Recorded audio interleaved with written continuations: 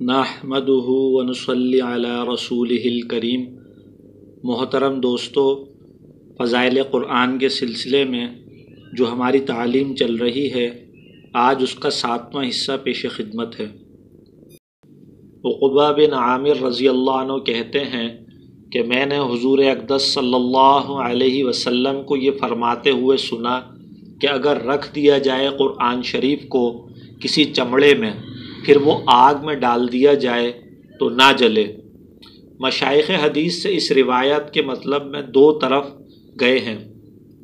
بعض کے نزدیک چمڑے سے مراد عام ہے جس جانور کا ہو، اور آگ سے دنیاوی آگ مراد ہے۔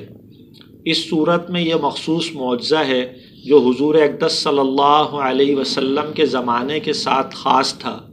جیسا کہ اور انبیاء علیہ السلام کے معجزے ان کے زمانے کے ساتھ خاص ہوئے ہیں۔ دوسرا مطلب یہ ہے کہ چمڑے سے مراد آدمی کا چمڑا ہے اور آگ سے جہنم۔ اس صورت میں یہ حکم عام ہوگا، کسی زمانے کے ساتھ مخصوص نہ ہوگا، یعنی جو شخص کے حافظ قرآن ہو، اگر وہ کسی جرم میں جہنم میں ڈالا بھی جائے تو آگ اس پر اثر نہ کرے گی۔ ایک روایت میں ما مست النار کا لفظ بھی آیا ہے، یعنی آگ اس کو چھوئے گی بھی نہیں۔ ابو امامہ رضی اللہ عنہ کی روایت، جس کو شرح السنہ سے ملا علی قاری رحمۃ اللہ علیہ نے نقل کیا ہے، اس دوسرے معنی کی تائید کرتی ہے، جس کا ترجمہ یہ ہے کہ قرآن شریف کو حفظ کیا کرو، اس لیے کہ حق تعالی شانہ اس قلب کو عذاب نہیں فرماتے جس میں کلام پاک محفوظ ہو۔ یہ حدیث اپنے مضمون میں صاف اور نص ہے۔ جو لوگ حفظ قرآن شریف کو فضول بتلاتے ہیں، وہ خدارہ ذرا ان فضائل پر بھی غور کریں کہ یہی ایک فضیلت ایسی ہے جس کی وجہ سے ہر شخص کو حفظ قرآن پر جان دے دینا چاہیے،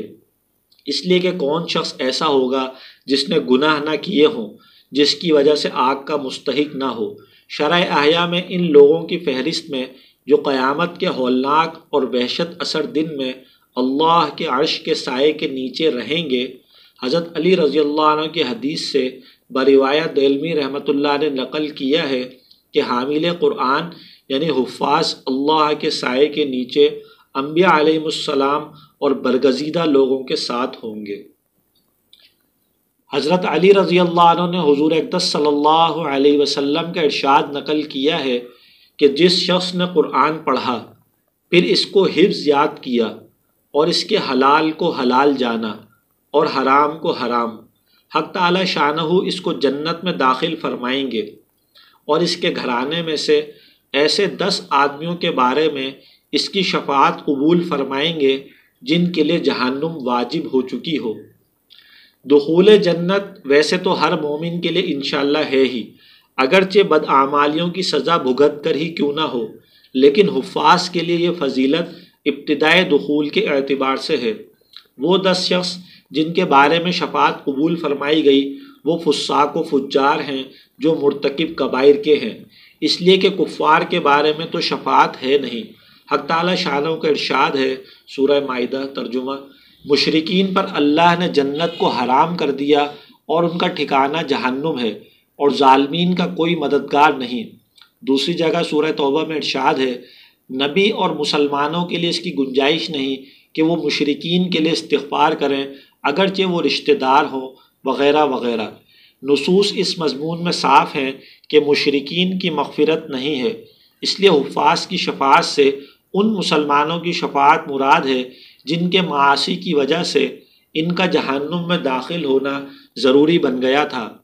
جو لوگ جہنم سے محفوظ رہنا چاہتے ہیں ان کے لیے ضروری ہے کہ اگر وہ حافظ نہیں اور خود حفظ نہیں کر سکتے تو کم از کم اپنے کسی قریبی رشتہ دار ہی کو حافظ بنا دیں کہ اس کے طفیل یہ بھی اپنی بدعمالیوں کی سزا سے محفوظ رہ سکیں۔ اللہ کا کس قدر انعام ہے اس شخص پر جس کے باپ، چچا، تائے، دادا، نانا، ماموں سب ہی حافظ ہیں۔ اللہم زد فزد۔ ابو ہریرہ رضی اللہ عنہ نے حضور اقدس صلی اللہ علیہ وسلم کا ارشاد نقل کیا ہے کہ قرآن شریف کو سیکھو، پھر اس کو پڑھو، اس لیے کہ جو شخص قرآن شریف سیکھتا ہے اور پڑھتا ہے اور تہجد میں اس کو پڑھتا رہتا ہے، اس کی مثال اس تھیلی کی سی ہے جو مشک سے بھری ہوئی ہو کہ اس کی خوشبو تمام مکان میں پھیلتی ہے، اور جس شخص نے سیکھا اور پھر سو گیا، اس کی مثال اس مشک کی تھیلی کی ہے جس کا منہ بند کر دیا گیا ہو۔ یعنی جس شخص نے قرآن پاک پڑھا اور اس کی خبرگیری کی، راتوں کو نماز میں تلاوت کی، اس کی مثال اس مشک دان کی سی ہے جو کھلا ہوا ہو کہ اس کی خوشبو سے تمام مکان مہکتا ہے۔ اسی طرح اس حافظ کی تلاوت سے تمام مکان انوار و برکات سے معمور رہتا ہے، اور اگر وہ حافظ سو جائے یا غفلت کی وجہ سے نہ پڑھ سکے تب بھی اس کے قلب میں جو کلام پاک ہے وہ تو بہرحال مشک ہی ہے۔ اس غفلت سے اتنا نقصان ہوا کہ دوسرے لوگ اس کی برکات سے محروم رہے، لیکن اس کا قلب تو بہرحال اس مشک کو اپنے اندر لیے ہوئے ہے۔ عبداللہ بن عباس رضی اللہ عنہ نے نبی کریم صلی اللہ علیہ وسلم کے ارشاد نقل کیا ہے کہ جس شخص کے قلب میں قرآن شریف کا کوئی حصہ بھی محفوظ نہیں، وہ بمنزلہ ویران گھر کے ہے۔ ویران گھر کے ساتھ تشبیہ دینے میں خاص لطیفہ بھی ہے، وہ یہ کہ خانہ خالی رات یوم گیرت۔ اس طرح جو قلب کلام پاک سے خالی ہوتا ہے، شیاطین کا اس پر تسلط زیادہ ہوتا ہے۔ اس حدیث میں حفظ کی کس قدر تاکید فرمائی ہے کہ اس دل کو ویران گھر ارشاد ہوا ہے جس میں کلام پاک محفوظ نہیں۔ ابو ہریرہ رضی اللہ عنہ فرماتے ہیں کہ جس گھر میں کلام مجید پڑھا جاتا ہے اس کے اہل و عیال کثیر ہو جاتے ہیں، اس میں خیر و برکت بڑھ جاتی ہے، ملائکہ اس میں نازل ہوتے ہیں اور شیاطین اس گھر سے نکل جاتے ہیں، اور جس گھر میں تلاوت نہیں ہوتی اس میں تنگی اور بے برکتی ہوتی ہے، ملائکہ اس گھر سے چلے جاتے ہیں، شیاطین اس میں گھس جاتے ہیں۔ ابن مسعود رضی اللہ عنہ سے منقول ہے، اور بعض لوگ حضور صلی اللہ علیہ وسلم سے نقل کرتے ہیں کہ خالی گھر وہی ہے جس میں تلاوت قرآن شریف نہ ہوتی ہو۔ اللہ پاک ہمیں جو ہے قرآن پاک کی برکتیں نصیب فرمائے۔ حضرت عائشہ رضی اللہ عنہ نے حضور اقدس صلی اللہ علیہ وسلم کا یہ ارشاد نقل کیا ہے کہ نماز میں قرآن شریف کی تلاوت بغیر نماز کی تلاوت سے افضل ہے، اور بغیر نماز کی تلاوت تسبیح اور تکبیر سے افضل ہے، اور تسبیح صدقہ سے افضل ہے، اور صدقہ روزے سے افضل ہے، اور روزہ بچاؤ ہے آگ سے۔ تلاوت کا اذکار سے افضل ہونا ظاہر ہے، اس لیے کہ یہ کلام الہی ہے، اور پہلے معلوم ہو چکا کہ اللہ تعالیٰ کے کلام کو اوروں کے کلام پر وہی فضیلت ہے جو اللہ کو فضیلت ہے مخلوق پر۔ ذکر اللہ کا افضل ہونا صدقے سے اور روایات میں بھی وارد ہوا ہے، اور صدقے کا روزے سے افضل ہونا جیسا کہ اس روایت سے معلوم ہوتا ہے دوسری بعض روایات کے خلاف ہے جن سے روزے کی فضیلت معلوم ہوتی ہے، لیکن یہ احوال کے اعتبار سے مختلف ہے، بعض حالتوں میں روزہ افضل ہے اور بعض میں صدقہ۔